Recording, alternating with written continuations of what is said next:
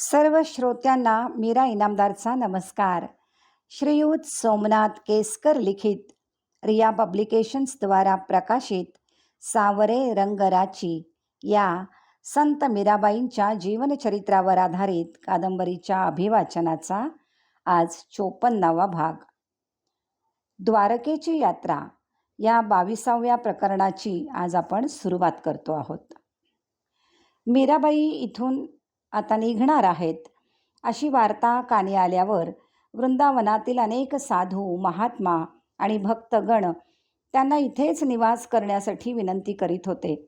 पण मीरेने फक्त आपल्या हृदयाचीच हाक आजवर ऐकली होती. यावेळेसही तिने नम्रपणे नकार दिला. आपले येथील कार्य संपले आहे. आता माझ्या स्वामींच्या आदेशानुसार मी त्यांच्या द्वारिकेला निघाले आहे. काही दिवसांच्या अवधीनंतर मीराबाईंचा मेळा द्वारकेच्या यात्रेस निघाला. सोबत काही शिष्यगण आणि उदाबाई होत्या. निघायच्या आधी मीरेने सारं गोकुळ, वृंदावन, मथुरा फिरून डोळे भरून पाहून घेतलं.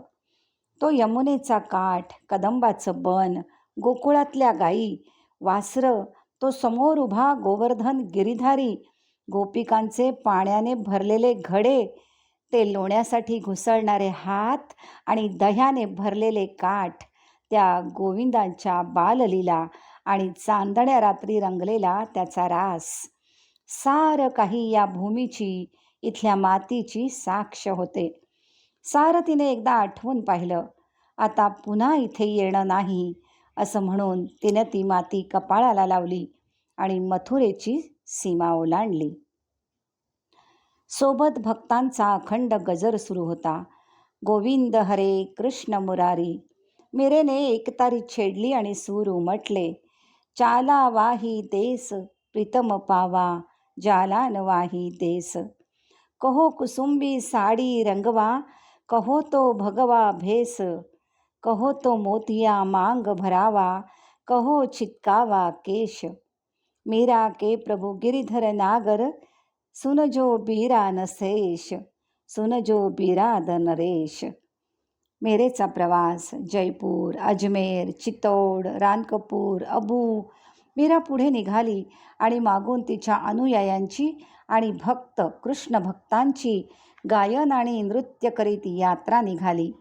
मथुरेत अनेक वर्ष विसावलेली ही भक्तीची यमुना आता द्वारकेकडे प्रवाहित झाली होती. तिला आता गोविंदाच्या पदस्पर्शाने पुनीत झालेल्या पश्चिम महासागरात विलीन व्हायचं होतं. मीरेने निरोप घेताच सारं गोकुळ ओस पडलं. गेली कित्येक वर्ष वृंदावनातील अनेक मंदिरं, आश्रम आणि मठ मीरेच्या प्रवचनाने तृप्त झाले होते. गोविंदाची अनेक प्रेमगीतं, भजनं, विरहिणी या स्वरललितेच्या कंठातून त्यांनी ऐकले होते. तिच्या नृत्यावर मंदिरातील गोपूर, तिथल्या मंदिरातील घंटा मंद हलल्या. गोकुळातून कृष्ण हरवल्यासारखं साऱ्यांना वाटू लागलं. द्वारकेस जाताना त्यांना पुन्हा एकदा तप्त अशा वाळवंटी रणातून जावं लागणार होतं. मीरा निघाली तशी तिच्या मागे भाविकांची गर्दी वाढू लागली. ज्या मार्गावरून ती तिचं सासर चित्तौड सोडून आली होती, त्याच मार्गाने तिला पुढे सौराष्ट्र आणि मग द्वारका असं जावं लागणार होतं. मात्र तिने परतीचा मार्ग थोडा वेगळा निवडला. वेगवेगळ्या राजांच्या प्रदेशातून ती जाणार होती. काही राज्यात परकीयांची सत्ता होती, तर काही राज्यात युद्ध सुरू होती. तिला कुठे कशाची फिकीर होती. तिला नवनव्या नगरातून जायचं होतं. त्या वाटेवर गोविंद प्रेमाचं सिंचन करायचं होतं. मथुरेतून बाहेर पडल्यावर ती जयपूरकडे आली. तेथील काही मंदिरात वास्तव्य केलं. भजन कीर्तन करीत ती अजमेर मार्गे रानकपुरात आली. रानकपुराचा परिसर विस्तीर्ण डोंगर दऱ्यांनी आणि घनदाट वनराईने वेढला होता. अनेक वन्य श्वापदांचा, हिंस्त्र पशूंचा निवास तिथे होता. मात्र मीराबाई सोबत असताना सोबतचे सारे भाविकजन निश्चिंत होते. मीरेच्या एकतारीच्या झंकारातच जणू त्यांचं सारं भय क्षणात नाहीसं होई आणि गोविंदाचा गजर करीत ते कुठेही न अडकता निर्विघ्नपणे प्रवास करीत. द्वारकेच्या मार्गावरून प्रवास करताना तिने अनेक भाविक जोडले होते. भक्तीचे मळे फुलवले होते. कृष्णाचा प्रेमयोग कथन करीत तिने अनेक जीवांचा उद्धार केला होता. तिच्या दिव्यत्वाची अनुभूती कस्तुरीच्या सुगंधासारखी संपूर्ण आर्यावर्तात दरवळत होती. 2 मासांनंतर मीराबाईने भक्तांच्या मेळ्यासह जेव्हा द्वारकेत प्रवेश केला तेव्हा तिचं भव्य स्वागत झालं. द्वारकेचा परिसर गोविंद गोविंद जयघोषाने दुमदुमून गेला. अखेर कृष्णाची अनेक युगांची गोपिका त्याच्या दर्शनासाठी द्वारकेमध्ये आली होती.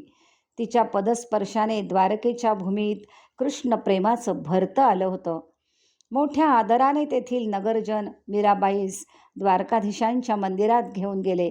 सागर तीरावरचं ते भव्य मंदिर आणि गाभाऱ्यातील वस्त्रालंकारात मढलेली गोविंदाची रेखीव मूर्ती हे पाहून मीरेची जणू तंद्रीच लागली. त्या मूर्तीचं लोभसवाणं रूप आपल्या नटखट नेत्रांनी जणू तिला खुणावत होतं. क्षणात पुन्हा ती कान्हाची गोपिका झाली. सागराच्या लाटांच्या धीर गंभीर एकलयी नादामध्ये तिचे सूर एकतारीवर विहरत गेले. तिची पावलं रासक्रीडा करत थिरकू लागली. जणू गोविंद त्याच्या द्वारका नगरीत तिचं स्वागत करीत होता. सगळी द्वारका नगरी मग त्या अलौकिक गीतांची आणि रासक्रीडेची साक्षी झाली होती. द्वारकेत आता मीरेचं नित्याचं गोविंद भजन, कीर्तन, प्रवचन सुरू झालं होतं. तिच्यासोबत आता द्वारकेत अनेक भाविकही गोळा झाले होते. तिच्या प्रवचनांमधून भक्तीची अनेक रहस्य जाणून घेत होते. मीरेचा अधिक काळ आता द्वारकाधीशांच्या मंदिरातच व्यतीत होई. पहाटेपासून नित्यकर्म सुरू होत. अगदी रात्री गोविंदाची शेजारती होईपर्यंत मीरेची पूजा अर्चा चालत असे. मधल्या वेळेत ती सागर किनारी बसून त्या सागराच्या भव्यतेचं दर्शन घेत ध्यानमग्न होऊन जाई. तो फेसाळणारा सागरही मग आपल्या उधळणाऱ्या लाटा घेऊन तिच्या भेटीला येत असे. तिच्या एकतारीसोबत झंकारणारे तिचे सूर मग त्या लाटेच्या रथात स्वार होऊन सागराने वेढलेल्या त्या द्वारकेच्या किनाऱ्यावर बरसत असत. मीरा द्वारका नगरीत पोहोचली आहे ही वार्ता हा म्हणता चितौडगडावर जाऊन पोहोचली. तेथील विद्यमान राणा उदयसिंहांच्या दरबारी अनेक नगरजन आणि दरबारी राणाकडे विनवणी करीत होते. राणासा, वैभवाने नटलेली एकेकाळची आपली चितौड नगरी आज वैराण झाली आहे. नगराला अवकळा प्राप्त झालेली आहे. महामारी रोगराईने नगरजन मृत्युमुखी पडत आहेत. या नगरीत एका पावन आत्म्याचा अपमान झाला आहे. आपली कुलवधू मीराबाई जणू दिव्यात्माच होती. तिला आधीच्या राणांनी ओळखलं नाही. तिचा अतोनात छळ केला. तिला संपवून टाकण्यासाठी अनेक कटकारस्थानं केली. तिला हा गड सोडून देण्यास भाग पाडलं.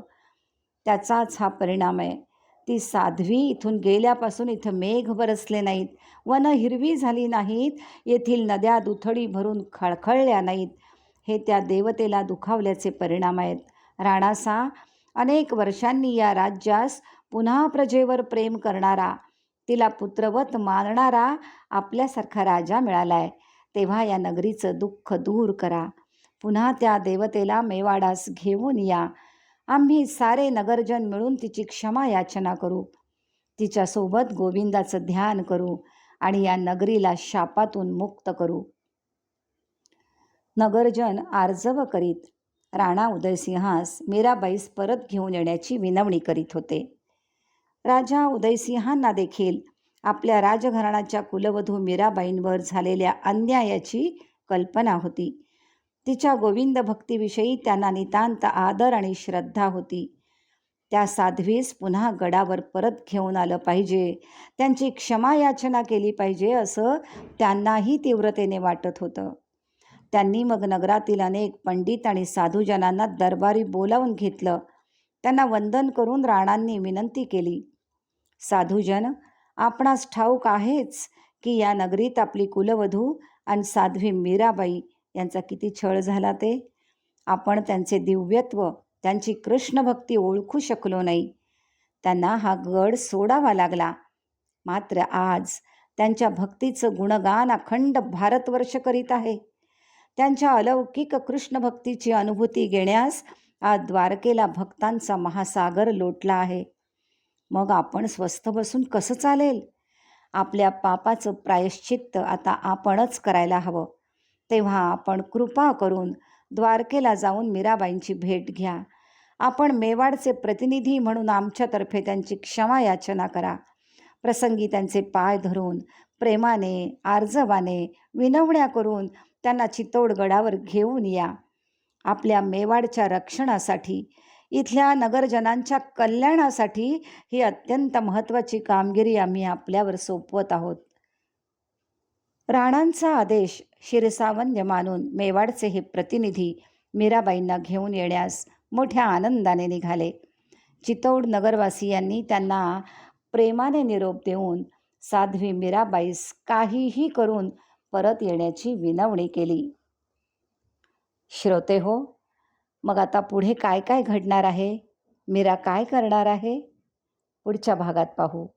तुर्तास इथे थांबू आणि पुढच्या भागात पुन्हा भेटू. धन्यवाद.